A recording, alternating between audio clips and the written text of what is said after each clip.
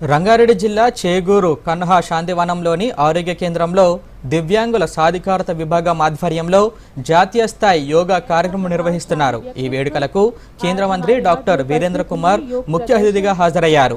దేశవ్యాప్తంగా 16 కేటగిరీలకు చెందిన సుమారు 3000 మంది దివ్యాంగులు ఈ కార్యక్రమంలో పాల్గొని సమ్మిళితత్వం, ఐక్యత, ఆరోగ్య స్ఫూర్తిని చాటుతూ యోగాసనాలు ప్రదర్శించారు.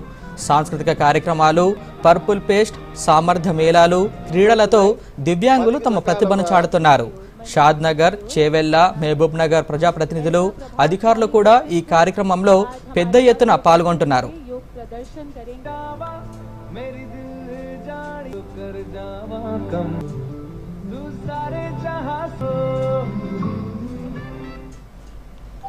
కన్హా శాంతివనంలో యోగా డే వేడుకలకు సంబంధించి మరిన్ని వివరాలను మా ప్రతినిధి శ్యామ్ సుందర్ను అడిగి తెలుసుకుందాం.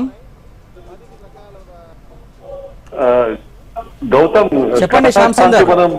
కన్హా శాంతివనంలో యోగా దినోత్సవ వేడుకలు అంగరంగ వైభవంగా జరుగుతున్నాయి.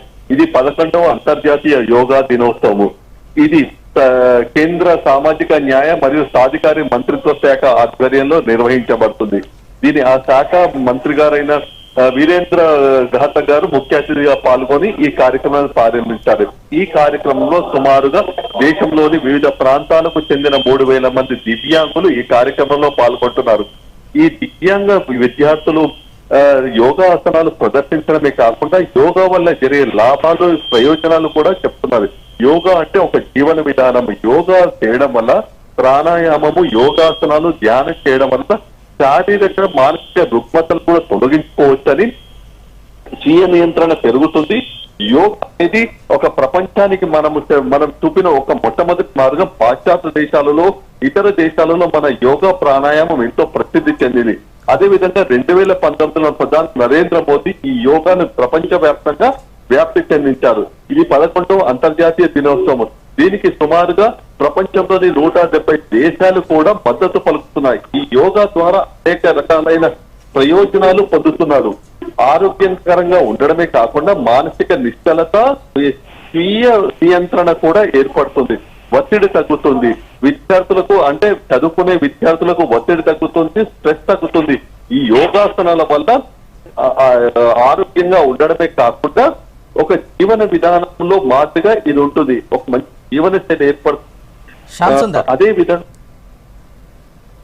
చెప్పండి